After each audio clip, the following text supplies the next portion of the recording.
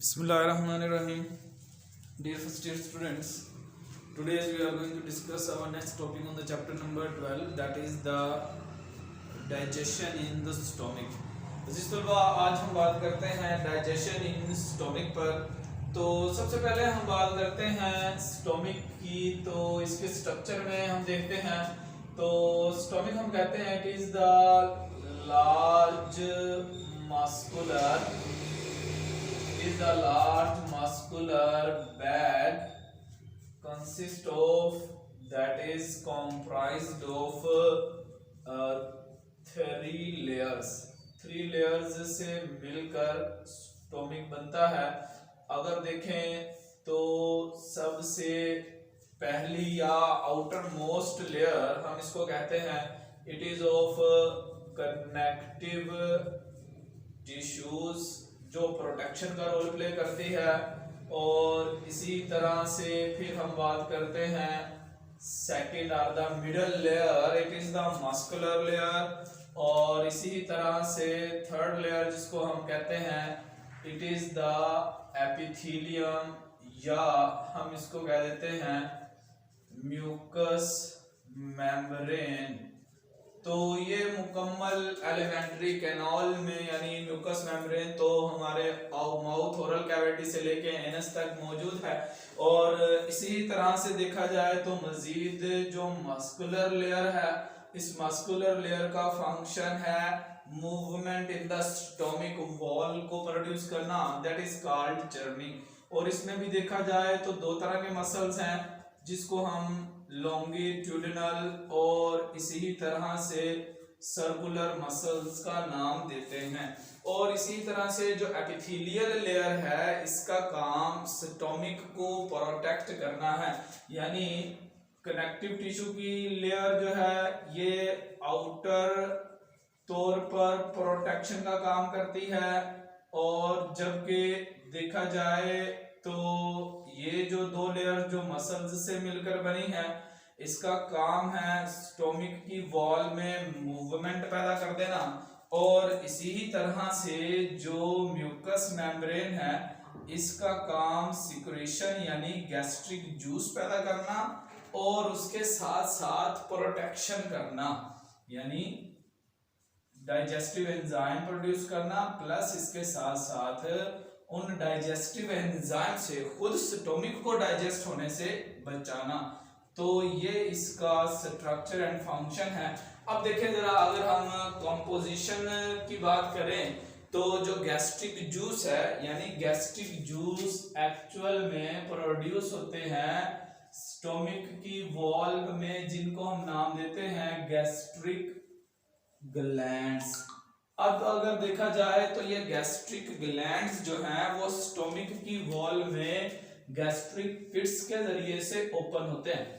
अगर हम देखें तो स्टोमिक के हम दो पोर्शन बनाते हैं, एक जिसको हम कहते हैं कार्डियक पोर्शन है और एक इसको हम कहते हैं it is the pyloric portion. देखा जाए तो स्टोमिक का वो पार्ट जो दिल के करीब है इस वाले हिस्से को हम कहते हैं it is the cardiac part, और जो नीचे वाला हिस्सा है कदरे टुवर्ड्स द एब्डोमेन और द स्मॉल इंटेस्टाइन, इसको हम कहते हैं it is the pyloric part. और इसी तरह से अगर हम देखें तो जो स्टोमिक की अपर मोस्ट लेयर जिसको हम एपिथेलियम का नाम देते हैं, इस पूरी एपिथेलियम की लेयर में कुछ पोर्स मौजूद होते हैं, कुछ सुराख होते हैं जिनके जरिए से स्टोमिक की वॉल से गैस्ट्रिक जूस प्रोड्यूस होता है।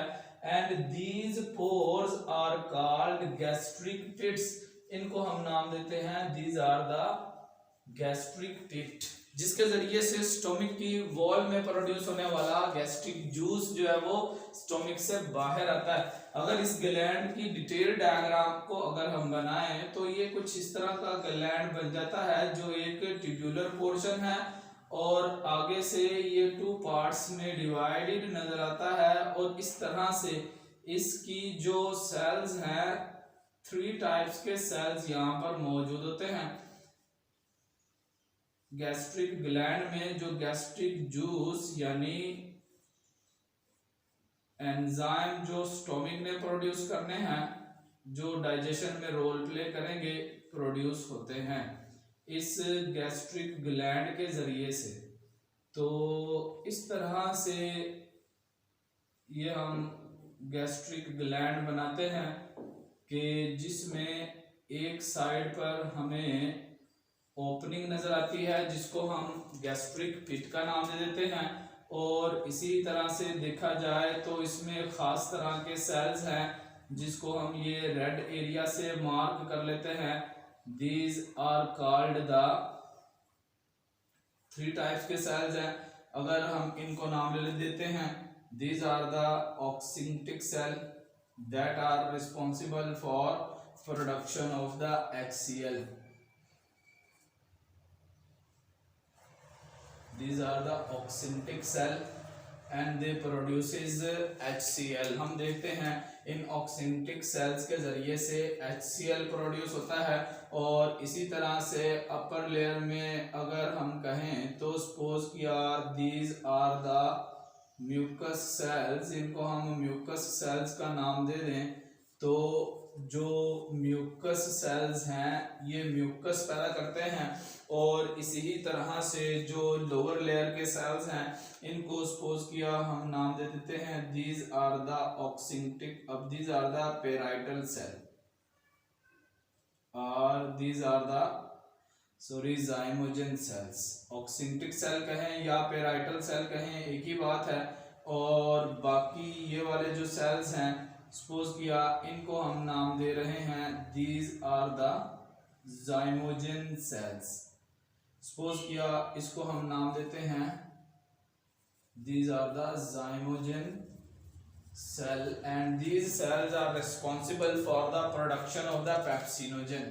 हम देखते हैं कि ये पैदा करते हैं pepsinogen that is inactive secretion of the enzyme pepsin. हम देखते हैं कि गैस्ट्रिक ग्लैंड जो है ये इन 3 तरह के सेल्स पर मुश्तमिल है। प्रोड्यूस करता है गैस्ट्रिक जूस जिसमें म्यूकस मौजूद है, जिसके अंदर हम कहते हैं HCl मौजूद है, और इनएक्टिव फॉर्म में पेप्सिनोजिन मौजूद है।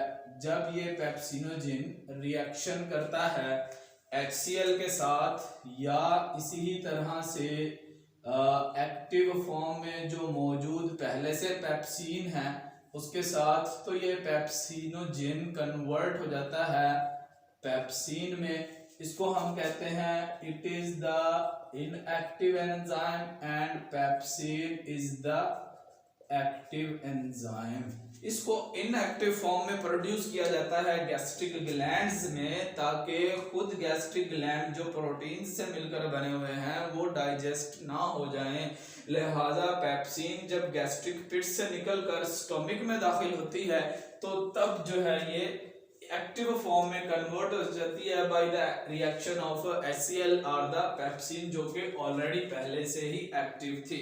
अब इसके बाद हम देखते हैं नेक्स्ट कि गैस्ट्रिक जूस जो है जब फूड के साथ मिक्स हो जाता है और स्टोमिक की जो वॉल्स में मूवमेंट है जिसको हम चर्निंग कहते हैं, ये मिक्स कर देती है गैस्ट्रिक जूस को फूड के साथ जो बोलिस की सूरत में आई थी। तो उस वक्त इस फूड को हम कहते हैं इट इज द काइम, यानी फूड mixes with